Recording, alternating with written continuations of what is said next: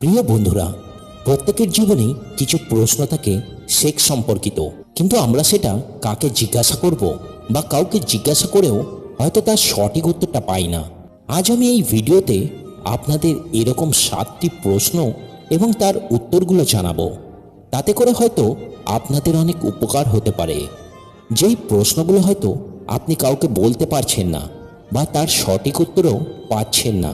যৌনতা নিয়ে বহু প্রশ্ন, বহু কৌতূহল ভেসে বেড়ায় মনে, কিন্তু ভরসা করে জিজ্ঞেস করার মতো কেউ নেই। আপনি একা নন, আপনার মতো আরও অনেকেই শারীরিক ঘনিষ্ঠতার খুঁটিনাটি নিয়ে নানা কৌতূহল বা সংশয়ে ভোগেন। যেহেতু আমাদের দেশে সেক্স নিয়ে এখনও বিস্তর ট্যাবু রয়েছে, বহু প্রশ্নই ঠিক কাকে জিজ্ঞেস করা উচিত সেটা বুঝে উঠতে পারেন না অনেকে। স্কুলে সেক্স এডুকেশন বাধ্যতামূলক করা হলেও সেখানেও বহু ফাঁক থেকে গেছে, যার ফলে জরুরি প্রশ্নগুলোর উত্তর মেলে না। আপনারও যদি তেমন কোনো প্রশ্ন বা সংশয় থেকে থাকে, দেখুন তো তার উত্তর এখানে পেলেন কিনা। তো চলুন জেনে নিই সেক্স নিয়ে 7টি প্রশ্ন ও জেনে নিন তার উত্তর। নাম্বার 1, পোশাক খুলতেই অস্বস্তি হয়, কিভাবে স্বচ্ছন্দ হব? এটা খুবই কমন একটা প্রশ্ন। নিজের শরীর নিয়ে পুরোপুরি স্বচ্ছন্দ অনেকেই নানা কারণে হতে পারেন না।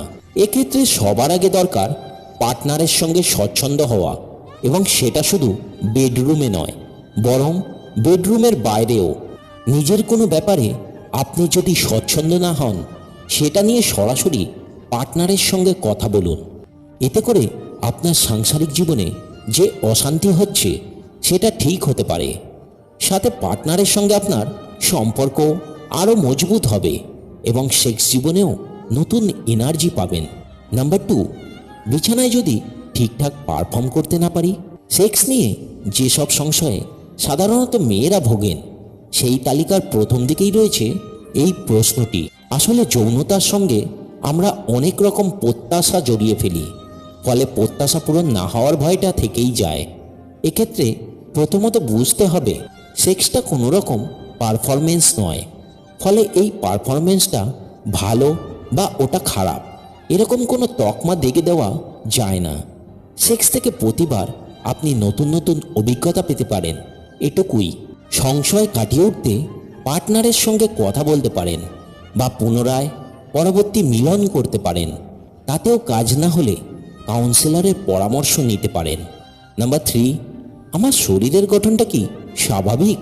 কোনো দুজন মানুষ এক নন, ফলে তাদের শারীরিক গঠনের মধ্যে তফাৎ থাকবেই, এটাই স্বাভাবিক।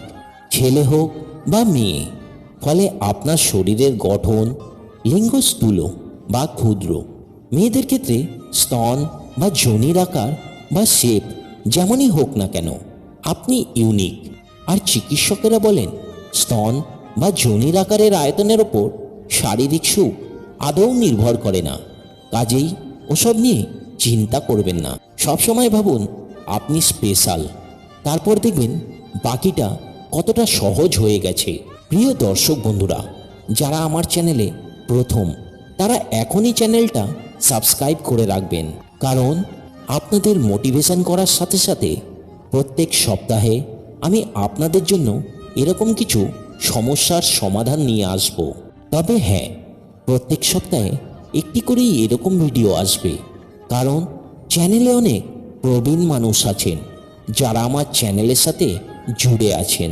নাম্বার 4, আমার আর আমার পার্টনারের শারীরিক চাহিদা এক নয়, এটা কি স্বাভাবিক?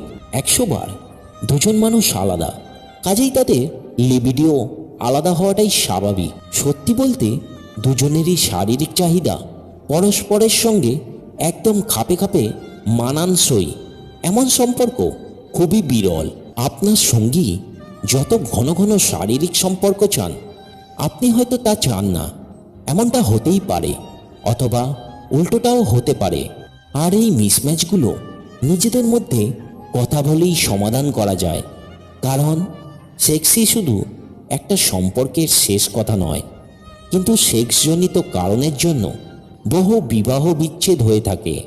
সুতরাং কাউন্সিলরের বা চিকিৎসকের সাহায্য নিয়ে অবশ্যই এটার সমাধান সম্ভব।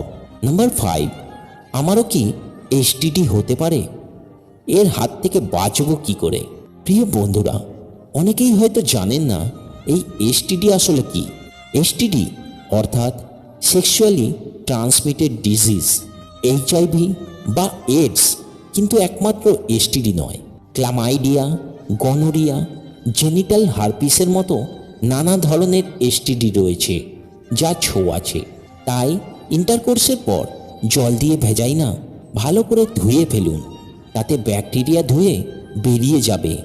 এছাড়া প্রচুর জল খান, ইউরিনের সঙ্গেও ব্যাকটেরিয়া শরীর থেকে বেরিয়ে যায়। নাম্বার 6, লুব্রিকেন্ট ব্যবহার করা কি ভালো?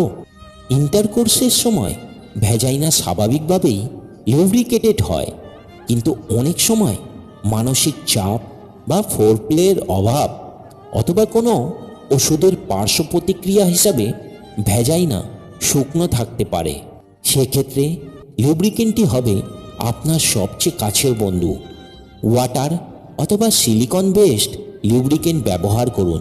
অয়েল বেসড লুব্রিকেন্ট যোনির পিএইচ ভারসাম্য নষ্ট করে দেয়, যা থেকে ইনফেকশন হওয়া অস্বাভাবিক নয়।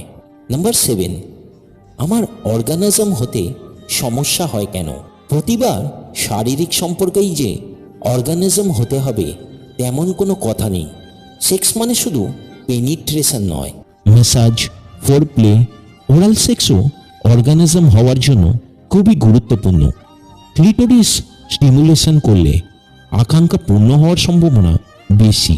সুতরাং তাড়াহুড়ো না করে সময় নিন, অর্গানিজমের কথা ভুলে গিয়ে মুহূর্তগুলোকে উপভোগ করুন, বাকিটা স্বাভাবিকভাবেই হবে।